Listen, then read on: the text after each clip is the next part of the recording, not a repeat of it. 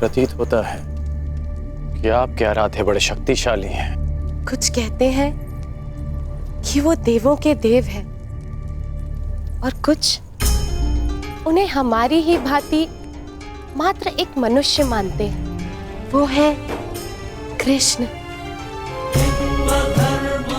श्याम वर्ण के, जो जीवन के हर अंधकार को समाप्त करने में सक्षम है, जो अपने भक्तों की हर कठिन यात्रा में उनके सारथी है। लीला पुरुषोत्तम मुरलीधर कन्हैया।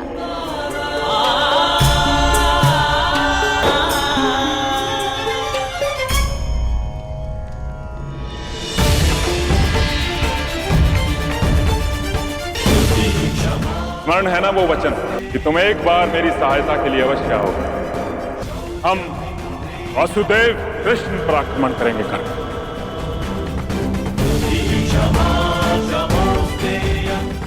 जिसे अपना आदर्श मानकर मैं समाज में परिवर्तन लाना चाहता हूं, उसी वासुदेव से युद्ध कैसे करूं? परंतु जरासंध को दिया वचन भी नहीं तोड़ सकता। मुझे वचन दो मित्र, तुम उस मायावी का मान मर्दन करोगे।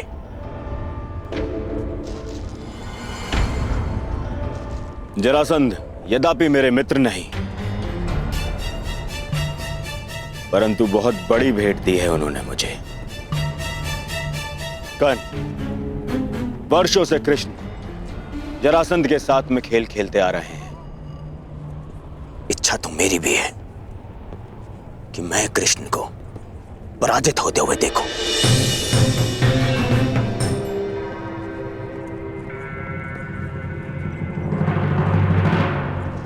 जिसे तुमने आज तक देखा नहीं, उनसे इतनी शत्रुता क्यों मित्र? कई लोग उन्हें ईश्वर मानते हैं, अवतार मानते हैं। यही तो विडंबना है मित्र। मिथ्या बातों को लोग सत्य मान लेते हैं और एक मायावी को ईश्वर। मिथ्या? कृष्ण चरित्र में मिथ्या क्या है मित्र? मिथ्या नहीं है तो और क्या है मित्र? ब्रज से प्रारंभ होकर पूरे भारतवर्ष में यह बात फैली हुई है कि कृष्ण ने राक्षसी पूतना के प्राण पी लिए, उसका वध कर दिया। यह कथा तो माता ने मुझे भी सुनाई थी कि उन्होंने पूतना का वध कर दिया।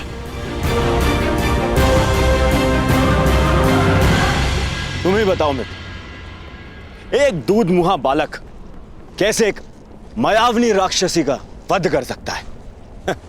एक दिव्य आत्मा के लिए, एक अवतार के लिए यह असंभव भी नहीं मित्र। अच्छा, फिर तो तुम्हें उस कथा में भी विश्वास होगा कि घुटने पे चलते हुए कृष्ण ने अपने मुख में अपनी माता यशोदा को पूरे ब्रह्मांड के दर्शन करवा दिए।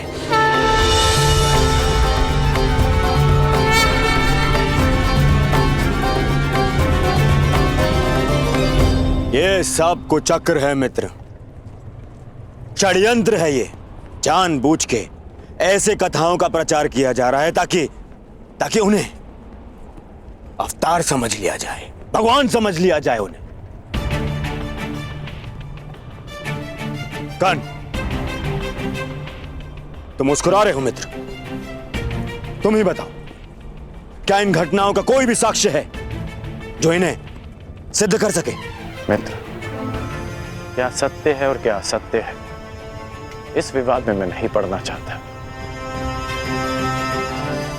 हो सकता है कि कृष्ण पर विश्वास करने वालों के पास कोई साक्ष्य ना हो, परंतु उनके विरोधियों के पास भी कोई साक्ष्य नहीं। कर्ण, न जाने क्यों आज तुम्हारी बातों में मुझे उस युधिष्ठिर के स्वर सुनाई दे रहे हैं। ऐसा नहीं है मित्र। चलो मान लिया कि यशोदा मां को भ्रम हुआ और माता को अपने पुत्र में ईश्वर का रूप दिखाई देता है, परंतु जब मथुरावासी इंद्र के कोप से पीड़ित थे तब कृष्ण ने अपनी कनिष्का उंगली पर पूरा गोवर्धन पर्वत उठा लिया था। ये सामान्य मनुष्य नहीं हो सकता मित्र।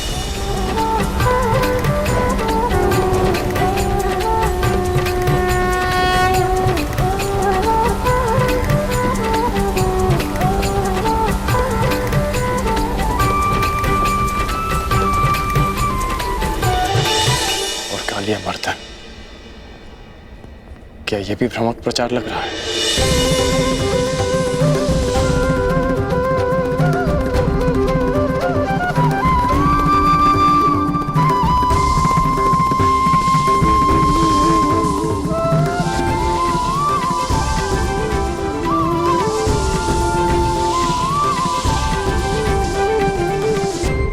और कालिया मर्दन, क्या वो भी एक असत्य प्रचार था मित्र?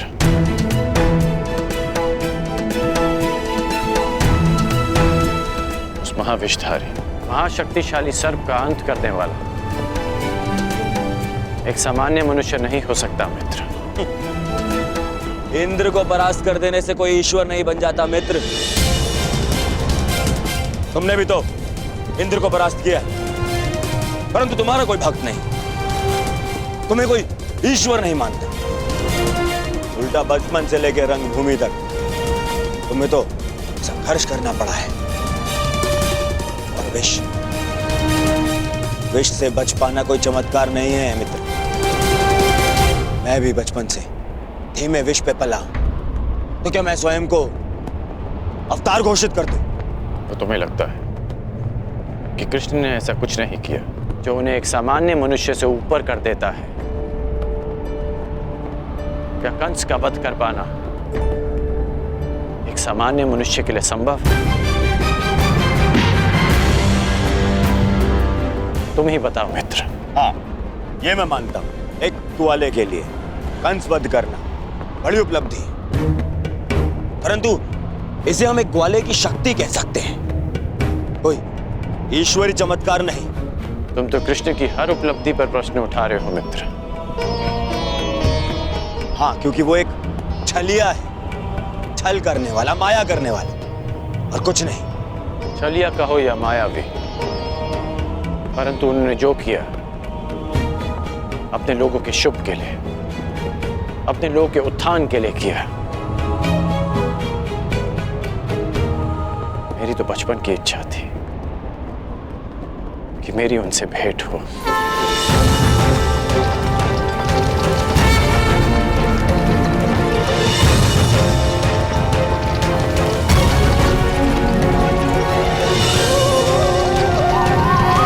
जरासंध के कारण ये भेंट तो होगी।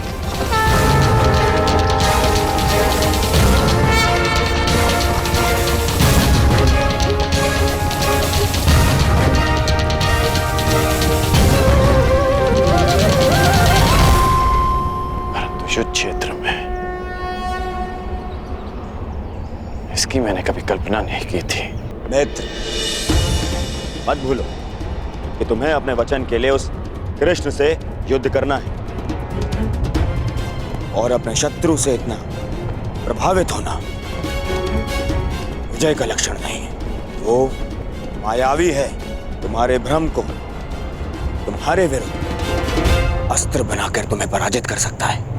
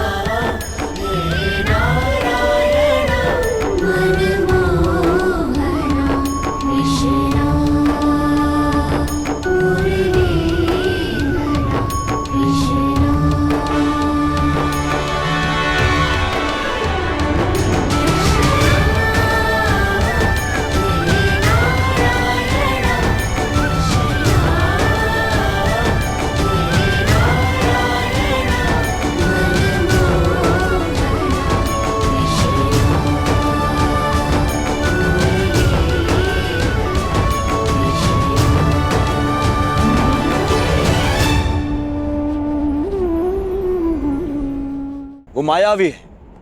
वो जहां अपने पांव रखे वहां सब कुछ परिवर्तित हो जाता है।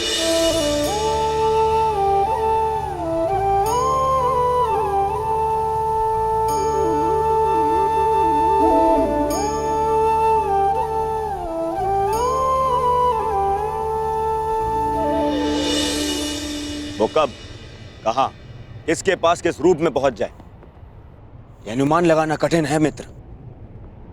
तुम्हें उसकी माया से सावधान रहना होगा।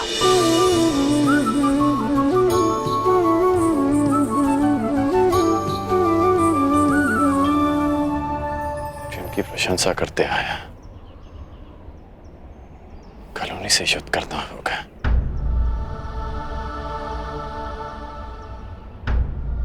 समझ नहीं आता कि क्या करूं। कर्म मनुष्य के मार्ग चुनने से निश्चित होता है अंगराज।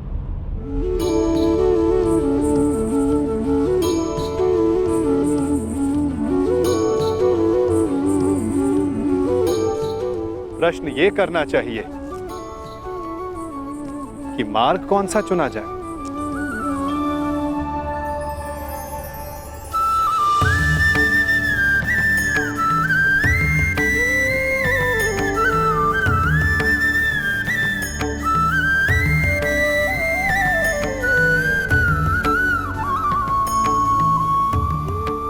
क्योंकि लक्ष्य उत्तम होने पर भी यदि मार्ग अनुचित हो तो लक्ष्य प्राप्ति असंभव है।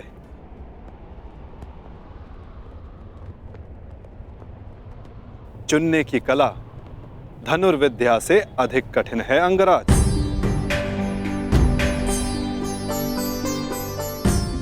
जैसे एक महान योद्धा उचित मार्ग नहीं चुनता तो अनुचित मार्ग उसे चुन लेता है और महान से सामान्य बना देता है।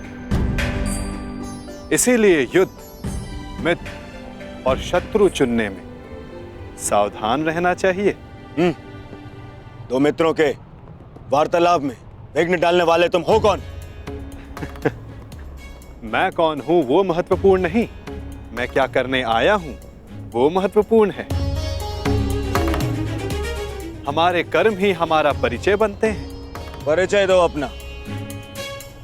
क्यों आए हो यहाँ? मैं नटवर हूं, महाराज जरासंध का दूत। अंगराज को उनके लक्ष्य तक पहुंचाने आया हूं, वहां ले जाने आया हूं जहां उन्हें होना चाहिए। बस, एक राजा को लाने के लिए एक राजा ही आए, यही उचित है। जाओ और जाके कह दो जरासंध से, जब तक वो स्वयं कर्ण को लेने नहीं आएगा, अंगराज कर्ण कहीं नहीं जाएगा। एक राजा को लाने के लिए जरासंध ने दूत भेजा।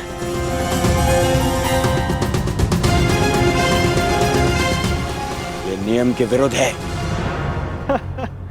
नियमों के विषय में हस्तिनापुर के महान राजकुमार दुर्योधन ने एक बात कही है। क्या वो बात आपने नहीं सुनी? क्यों? क्या कहा है कुमार दुर्योधन ने? यही कि नियम वो बनाते हैं जो शासन करते हैं और उनको अपने बनाए हुए नियमों को पालन करने का बंधन नहीं होता।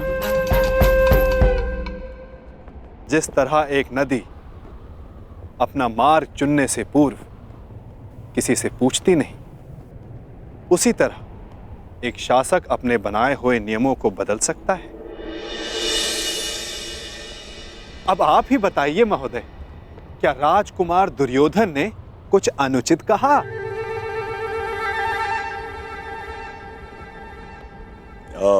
नहीं नहीं,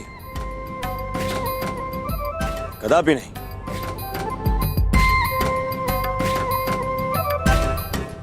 दूत का कार्य है संदेश देना अंगराज, परंतु फिर से कहूंगा, चयन करने का उत्तरदायित्व तो आपका है।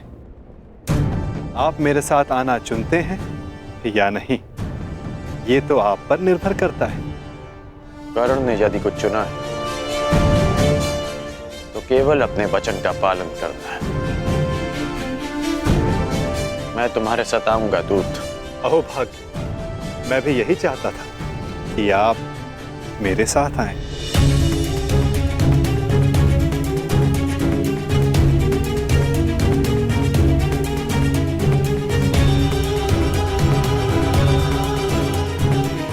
जाओ मित्रगण, मुझे भी हस्तिनापुर जाना है एक आवश्यक कार्य के लिए। एक उक्ति आपके लिए भी है राजकुमार।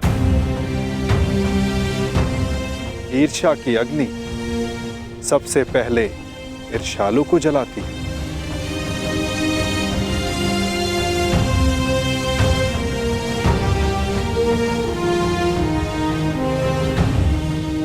क्या कहा तुमने? बस एक महान पुरुष की उक्ति स्मरण हो आई, सो कह दी। वैसे ये उक्ति राजकुमार दुर्योधन की नहीं है, पर हां, है उन्हीं के लिए।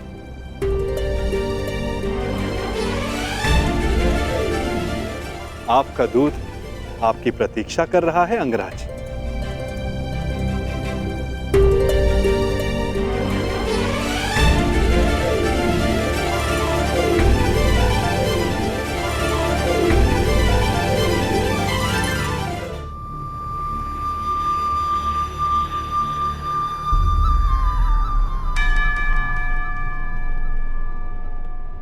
आपको लक्ष्य तक ले जाने का कर्तव्य मेरा है अंगराज।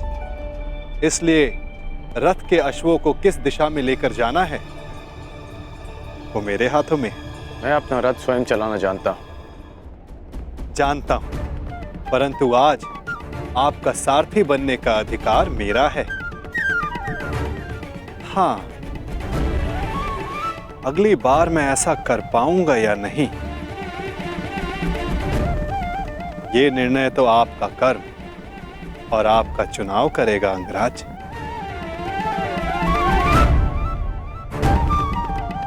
चलो नटवर, जरासंध मेरी प्रतीक्षा कर रहे होंगे। प्रतीक्षा केवल प्रारब्ध करता है अंगराज। कल को प्रारब्ध क्या रूप लेकर आए ये किसी को नहीं पता।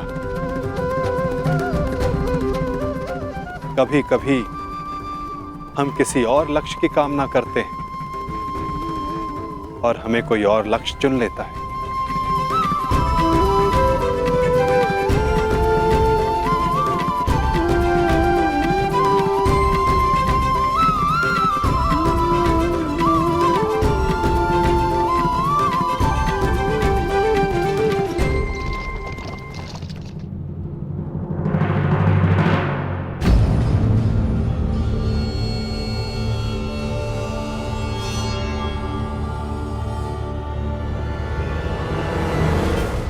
मुझे देख के यूं आश्चर्यचकित ना हो कुमार दुर्योधन।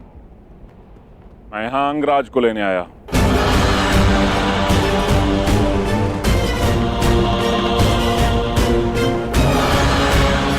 परंतु अभी अभी आपका दूत कर्ण को अपने साथ में लेकर गया।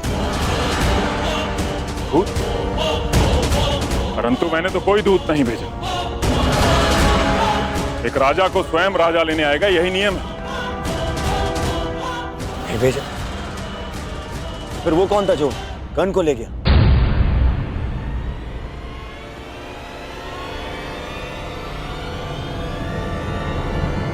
समझ गया, वही छलिया, वही मायावी जो हर बार जरासंध की छाती पर एक और पराजय का घाव कर जाता।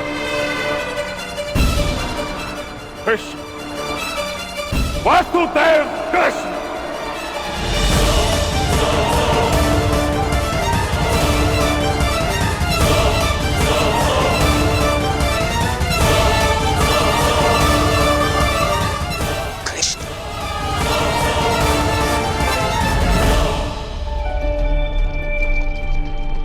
बहुत अच्छी बात कही तुमने कि यदि उचित मार्ग ना चुनो तो अनुचित मार्ग हमें चुन लेता है। किसने कही हैं ये पंक्तियां? अंगराज प्यासा नदी का मीठा पानी पीता है, उसके उद्गम की खोज नहीं करता। भूखा मीठा फल खाता है, वो फल किस पेड़ पर था उस पर शोध नहीं करता। ठीक उसी प्रकार किसने क्या कहा है वो महत्वपूर्ण नहीं, महत्वपूर्ण कुछ है तो ये कि कही गई बात समझ में आई या नहीं। किसने कहा है उसे ढूंढने निकलोगे तो समझ नहीं आएगा कि क्या करना है। समझ गए ना?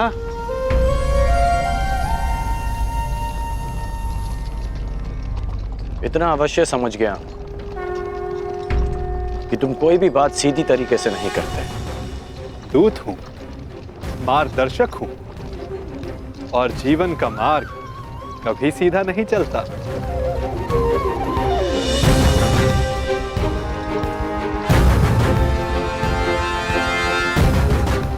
पहले भी मैं मगध में आ चुका हूं, परंतु यह मार्ग भिन्न क्यों लग रहा है?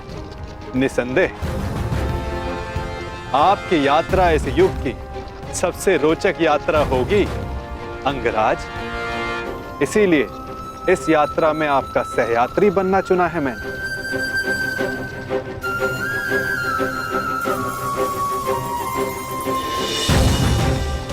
परंतु ये यात्रा अंत नहीं।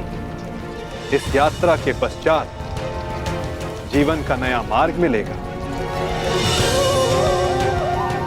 अब देखना यह है अंगराज कि आप कौन सा मार्ग चुनते हो।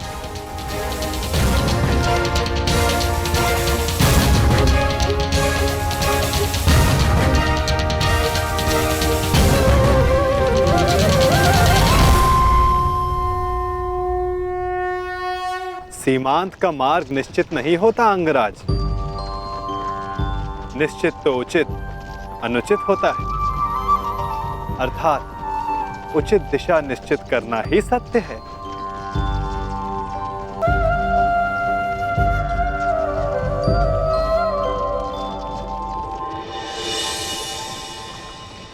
मन की शुद्धि के लिए आवश्यक है कि उत्सुकता के वेग को रोका ना जाए। प्रश्न नहीं करोगे तो उत्तर कैसे पाओगे? तुम्हें कैसे पता कि मैं कुछ पूछना चाहता हूं? एक माता को कैसे पता होता है कि आज उसके बालक को क्या खाना है? एक ढाल को कैसे पता होता है कि तलवार किस ओर से आनी है? ये मन की भाषा है अंगराज। अपना मन सचेत हो तो दूसरे का मन पढ़ना कठिन नहीं। तो तुम मन की बातें भी पढ़ लेते हो? अवश्य, सारथी जो हूं, रथी का मार्ग प्रदर्शन करने के लिए उसका मन पढ़ने की कला एक सारथी को अवश्य आनी चाहिए।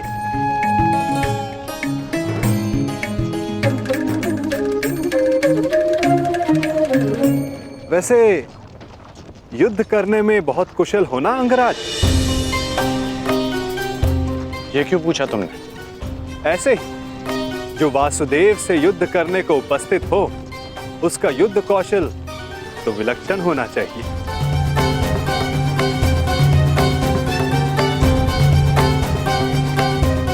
तुम्हें कैसे पता कि मैं वासुदेव से युद्ध करने जा रहा हूं? जरासंध ने बताया?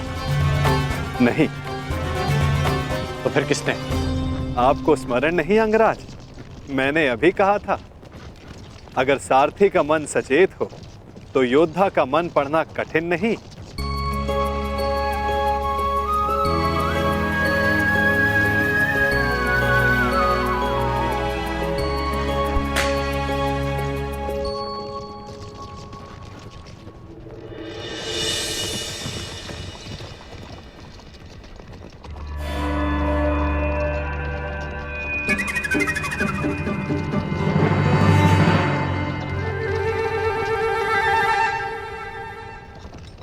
सारथी, और तीव्र और तेज चलाओ।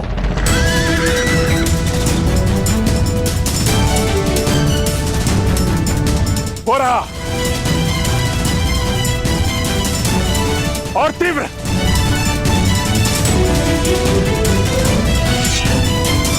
जरासंध को एक बार और मूर्ख नहीं बना सकता ये वासुदेव। और तीव्र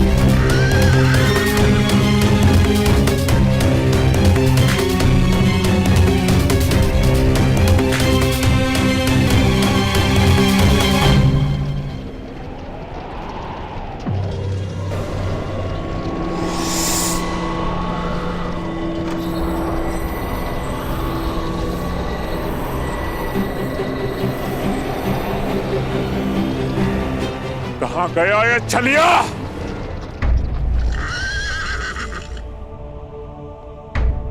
अब ये रथ क्यों रोक दिया? मेरा मन पढ़ने के लिए? मन पढ़ने के लिए नहीं, मार्ग पढ़ने के लिए। यदि लक्ष्य तक की यात्रा लंबी हो तो बीच बीच में रुककर मार्ग जांच लेना चाहिए, भाप लेना चाहिए कि कहां के लिए निकले थे, कहां तक पहुंचे हैं और कहां जा रहे हैं, और ये यात्रा आवश्यक है या नहीं।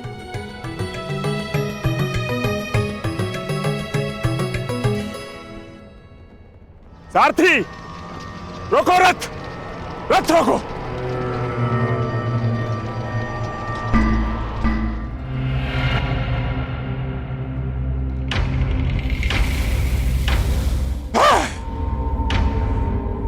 फिर से जरासंध की आंखों में धूल चौंक गया ये कृष्ण, परंतु ये जरासंध भी हार नहीं मानेगा। चलो सारथी।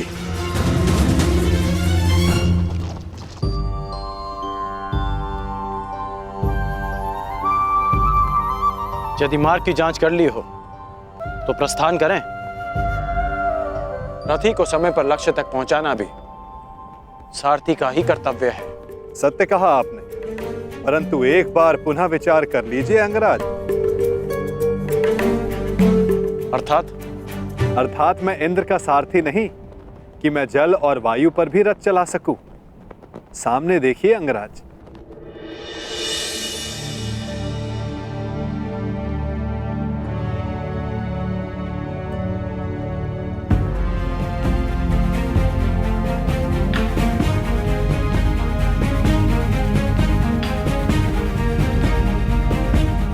यहां नदी कैसे आ गई?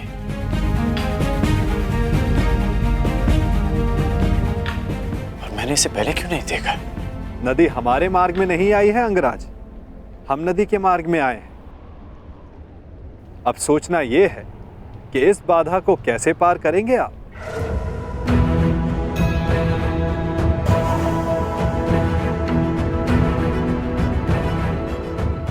इस प्रश्न का मेरे पास क्या उत्तर हो सकता है?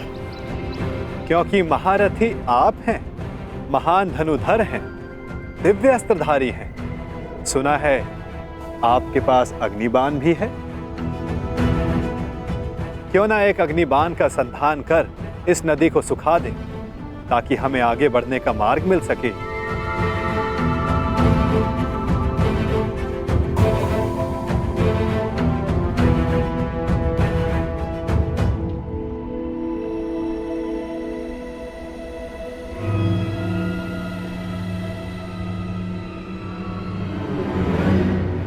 आपके लिए समय से ज्यादा महत्वपूर्ण और कुछ है?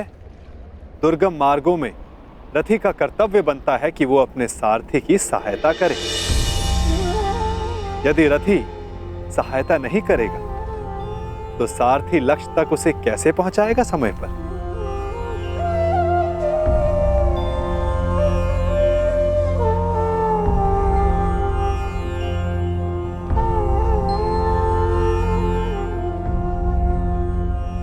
यदि लक्ष्य तक की यात्रा लंबी हो तो बीच बीच में रुककर मार्ग जांच लेना चाहिए।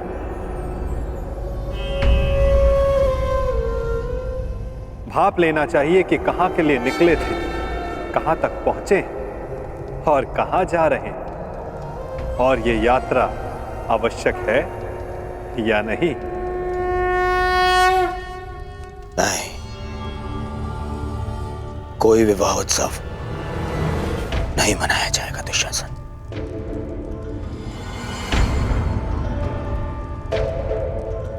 दुर्योधन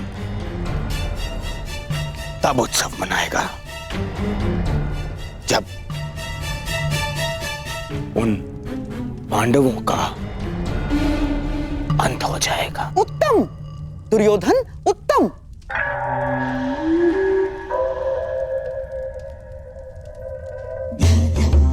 जो अपने लक्ष्य तक पहुंचने से पहले उत्सव नहीं मनाते, वो शीघ्र ही लक्ष्य साधते हैं। और तुम्हें उत्सव मनाने के लिए अधिक प्रतीक्षा नहीं करनी होगी।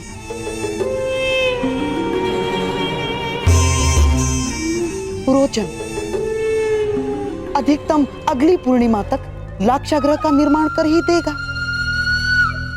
तो बस तुम्हारे लक्ष्य प्राप्ति के लिए केवल 15 दिन शेष हैं। नहीं मामाश्री, नहीं।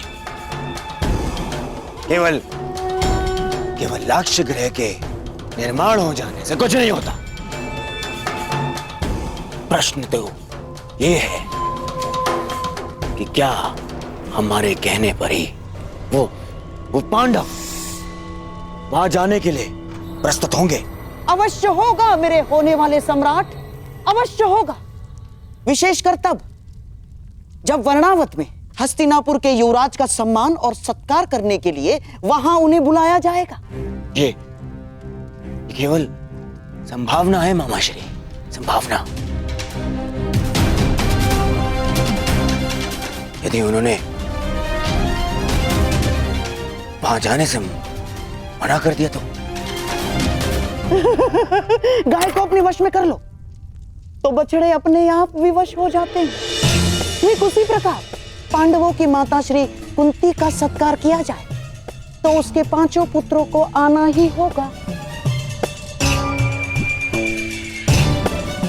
यदि वो 5 उंगलियां हैं तो कुंती उनका शरीर है, शरीर। वो जहां जाएगी ये 5 उसके साथ जाएंगे ही।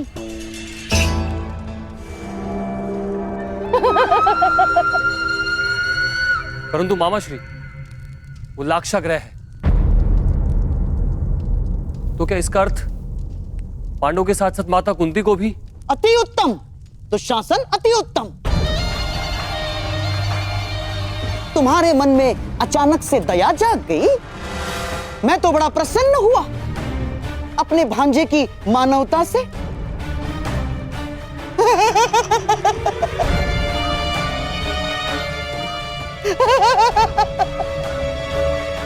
राजनीति में चने के साथ साथ घुन को भी पिसना होता है दुशासन। और हां, कुंती तो तुम्हारी माता समान है, तो उसे अपने पुत्रों के वियोग में व्यथित होने दोगे? क्यों ना उसके पुत्रों के साथ ही उसके आने वाले कष्टों का भी समापन कर दिया जाए।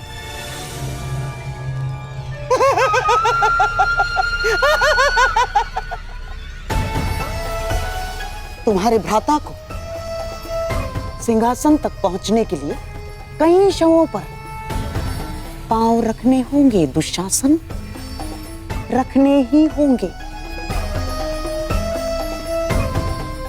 तो यदि 5 के स्थान पर 6 हो जाए तो उसमें अंतर क्या होगा दुशासन?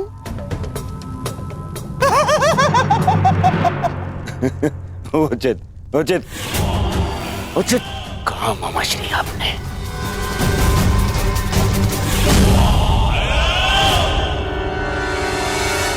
उचित कहा। ये उचित नहीं है। क्या उचित नहीं है अंगराज? अस्त्रों का प्रयोग। मैं योद्धा हूं, हत्यारा नहीं। यदि इस धारा को सुखा डाला तो इस जल के जीव जंतु मारे जाएंगे और निर्दोषों का वध मुझे स्वीकार नहीं। और अभी तुमने कहा कि यह नदी हमारे मार्ग में नहीं, हम नदी के मार्ग में आए हैं, तो नदी को सुखा देना उचित नहीं होगा। अति उत्तम। आशा है भविष्य में भी आपको ये बात स्मरण रहेगी अंगराज। मेरा तात्पर्य यह है कि अब हम रास्ता बनाएंगे कैसे। इस नदी को पार करना ही पड़ेगा अगर हमें समय पर पहुंचना है। आगे चलकर देखते हैं, कहीं तो जल स्तर कम होगा जहां से हमारे अश्व और रथ निकल सके। प्रस्थान करो। ठीक है, चलते हैं।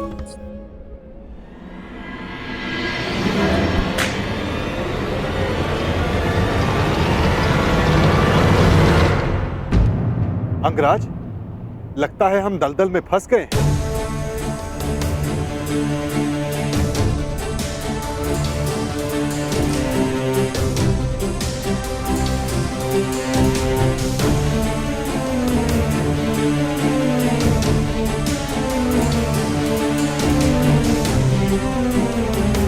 रथ से उतरो नटवर, अन्यथा तुम्हारे भार से यह चक्र भूमि में और धंस जाएगा।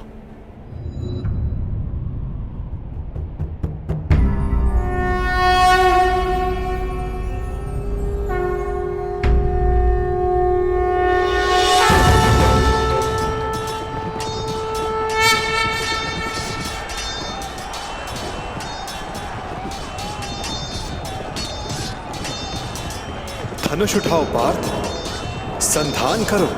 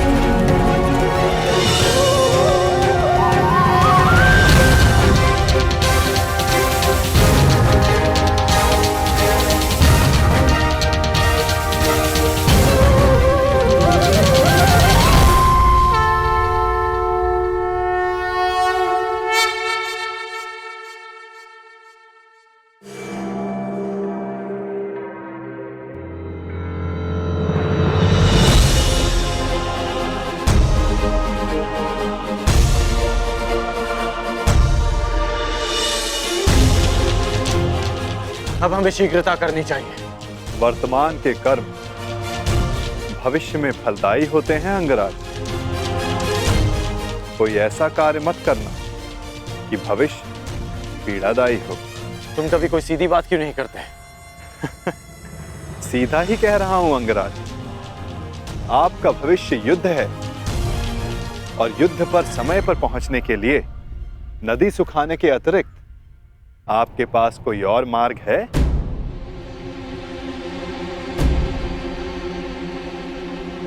मार्ग है। तुमने उचित कहा कि मैं धनुर्धारी हूं।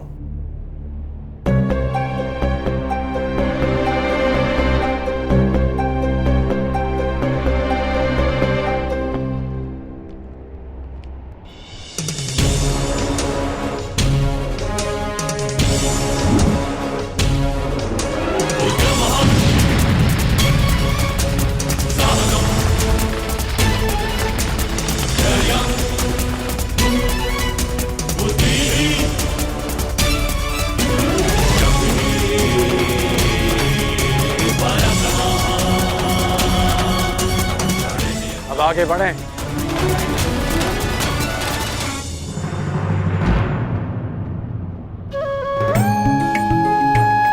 निर्दोषों के प्राणों की रक्षा के लिए अपना लाभ छोड़ देना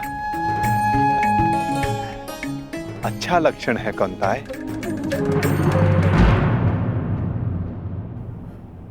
कोई सूचना? क्षमा कीजिए महाराज, गुप्तचरों के दल हर दिशा से लौट आए। बहुत खोजने पर भी कर्ण का कोई चिन्ह नहीं मिला। लगता है वासुदेव कृष्ण उसे किसी गुप्त और अज्ञात स्थान पर ले गए। क्या अब भी युद्ध को प्रस्तुत होना चाहेंगे अंगराज कर्ण की अनुपस्थिति में? मेघ बहुत अधिक देर तक सूर्य को छुपा कर नहीं रख सकते महामंत्री। भले ही हमें ज्ञात ना हो कि वो कृष्ण कर्ण को कहां ले गया है,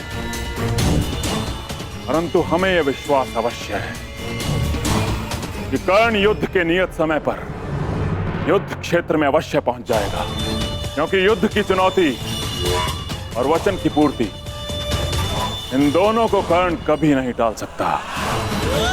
युद्ध की तैयारियां करो। कल सूर्योदय होते ही जरासंध कृष्ण का दलन करने को प्रण करेगा। मगध नरेश की, मगध नरेश की, मगध नरेश की, मगध नरेश की, मगध नरेश की, मगध नरेश की, मगध नरेश की, मगध नरेश की, मगध नरेश की।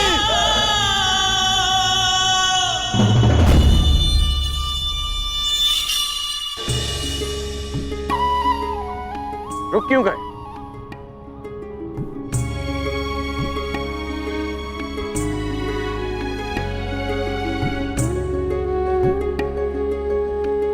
अरे रथ से क्यों उतर गए? नटवर,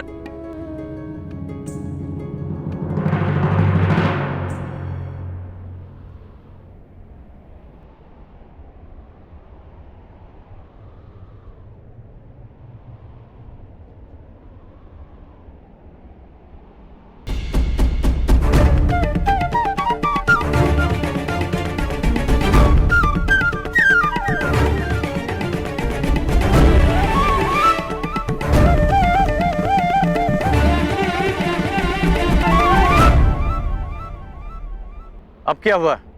यहां क्यों आ गए? क्या करूं अंगराज, मैं आपकी भांति महान योद्धा नहीं, एक साधारण सारथी हूं।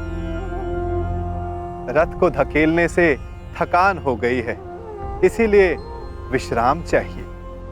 परंतु तुमने ही कहा था कि इस समय सबसे अधिक महत्वपूर्ण है। हाँ, पर समय भी समय समय पर विश्राम लेता है। हृदय के 2 स्पंदों में विराम होता है, श्वास के प्रवास में विराम होता है, वर्षा के बूंदों के मध्य विराम होता है। इसीलिए मैं भी अल्प विराम ले रहा हूं। यदि समय विपरीत होता तो मैं विश्राम नहीं करता, गहन निद्रा में होता, लंबी निद्रा में।